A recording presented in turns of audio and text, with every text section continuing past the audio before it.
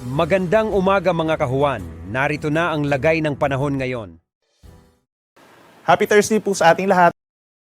Magiging mainit pa rin po sa malaking bahagi ng bansa, dulot pa rin yan ng easterlies o yung hangin galing sa silangan, particularly the Pacific Ocean.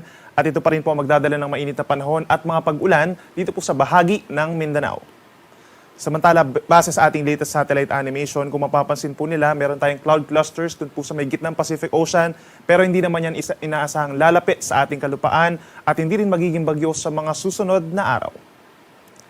Ngayong araw po, dahil sa easterlies, asahan pa rin po ang bahagyang maulap hanggang maulap na kalangitan sa malaking bahagi ng Luzon, and in fact, fair weather conditions dito sa may northern Luzon and western section of central Luzon. Pag sinabi nating fair weather, wala tayong inaasahang malakas na ulan at malakas na hangin. Mababa ang tsansa ng ulan dito sa may norte, habang dito naman po sa may Quezon, Aurora, malaking bahagi pa ng Bicol Region, and Mimaropa is partly cloudy to cloudy skies na sinasamahan lamang ng mga saglit na pag-ulan, dulot din yan ng easterlies.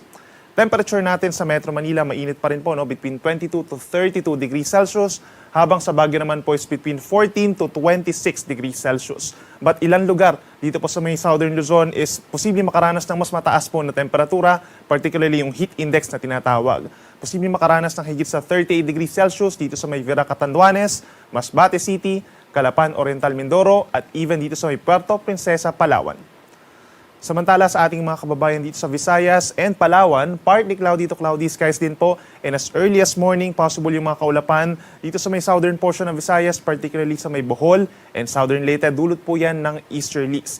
Meron din mga isolated rain showers or thunderstorms sa hapon, lalo na po sa may eastern Visayas, at ang temperatura natin is between 25 to 31 degrees Celsius sa malaking bahagi po ng Kabisayaan. But ilang bahagi din, posibleng makaranas ng higit sa 38 degrees Celsius na heat index, particularly ang mga bayan ng Katarman, Catbalogan, Borongan, at dito rin po sa may Tacloban and Iloilo City. Sa ating mga kababayan naman sa Mindanao, uulanin pa rin po ang eastern sections, particularly ang Caraga and Davao Region. Yung mga pag-ulan natin, light to moderate rains, makulimlim sa halos buong araw, kaya mag-ingat po sa mga posibleng pagbaha at pagguho ng lupa. Partly cloudy to cloudy skies naman po ang iiral sa natitirang bahagi ng Mindanao, pero as early as tanghali hanggang sa gabi na po yan, meron din mga pag-uulan dito sa may northern Mindanao at bahagi pa ng Lanao del Sur, Cotabato at Maguindanao provinces dahil din po yan sa easterlies. Yung temperatura natin sa may southern portion ng Mindanao, pinakamaiinit hanggang 33 degrees Celsius yung actual temperature, pero posible rin makaranas ng higit 38 degrees Celsius na heat indices ang Cotabato City and Zamboanga City.